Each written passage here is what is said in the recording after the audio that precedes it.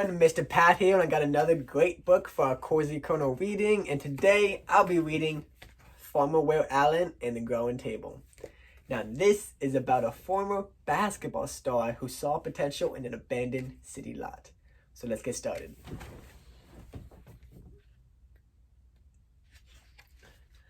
Farmer Will Allen is as tall as his truck. He can hold a cabbage or a basketball in one hand. When he laughs, everyone laughs, glad to be in his crew. And when he talks, everyone listens. But some say the special thing about Will Allen is that he could see what others can't see. Are they right? When he looked at an abandoned city lot, he saw a huge table heaped with food. Was he right? When Will Allen was a boy, bowls of peas, greens, and his favorite lima beans with ham covered the kitchen table. My mother often fixed enough food for 30, Will says. We never had a car or a TV, but we always had good food. He remembers people who'd come to dinner tired and drooped and leave laughing. Will's family grew most of their food. Will loved the food, but he hated the work. He planned to quit on planting, picking, pulling weeds, leave those mail-in fields for basketball or white shirt work. And he did. He graduated from college and moved to Belgium to play professional basketball. When a Belgian friend asked him to help dig potatoes, Will realized he loved digging in the dirt. He grew so much food that he and his wife Cindy covered their kitchen table with Thanksgiving dinner for a team of basketball friends. When Will was done with basketball, he worked a white shirt job in Wisconsin and found time to grow vegetables on Cindy's parents' land. But Will wanted his own place.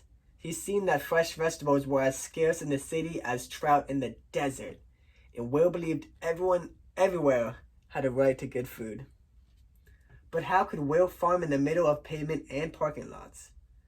One day, driving in Milwaukee, Will spotted 6 empty greenhouses on a plot of land about the size of a large supermarket for sale. He could see kids who never eaten a ripe tomato, never crunched a raw green bean, sitting at his table, eating his vegetables. Will Allen bought that city lot. Will had a start on his table. He had the land, but the table was empty. The problem was Will's soil, dirty with chemicals and pollution. He had no money for machines to dig out the bad soil for truckloads of good soil. So what did he do now? In Belgium, Will had learned to make good soil with food garbage.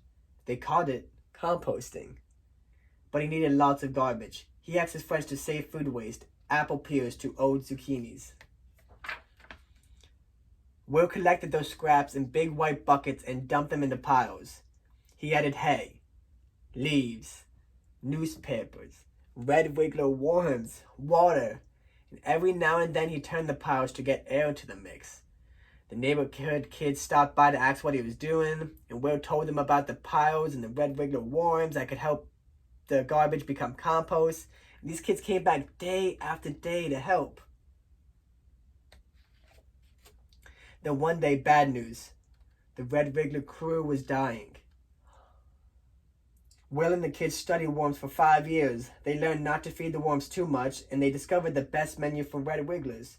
No hot peppers, no onions or garlic, but lots of watermelon rinds, sweet potato scraps, molasses, and since then the squirmy crew has stayed hard at work. Will says worm magic is what makes his farm grow. Once Will had good soil, he was ready to plant vegetables, but he didn't have much space. He could have grown enough food on a small city plot? Will Allen looked around. He saw that he had all the space from the soil under his feet to the top of the greenhouses. He hung plant baskets from the ceiling. He grew greens in buckets, greens in rows. He crowded shelves with pots of spinach, chard, lettuce. He grew stacks of tiny salad sprouts in boxes, hundreds of boxes. With added hoop houses to hold more boxes and more long rows of vegetables, he added vaults of water and fish to his greenhouses. Fish wastewater grows the sprouts. Those sprouts clean the water for the fish. Fish, water, sprouts work together like a 3-part farm machine. He added goats, chickens, turkeys, and bees to the city farm he named Growing Power. Farmer Will's work clothes are jeans and a blue sweatshirt with cut-off sleeves. He's busy from early morning to night. Still, one person could never grow all the food Will wanted to grow. Where could he find more farmers in the middle of the city? Will Allen looked around.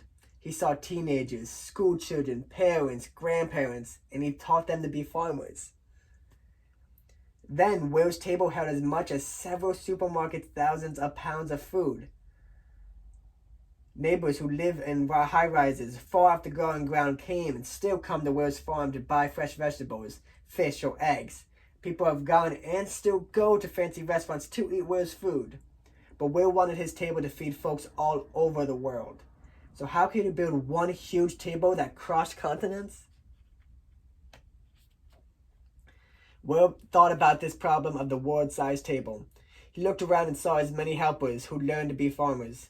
He would teach people everywhere to grow their food for their own tables. Will Allen began to travel. He has crisscrossed the United States, showing others how to farm in the city, and has taken the Red Wigglers to Kenya, to London, all over the world. The world has also come to Milwaukee Farm. 20,000 visitors a year. Tour the greenhouses, watch goats, snack on greens, and go home planning to start a farm on a city lot, rooftop, or abandoned highway. Is Will Allen done? Never. We need 50 million more people growing food on porches and pots in side yards, he says.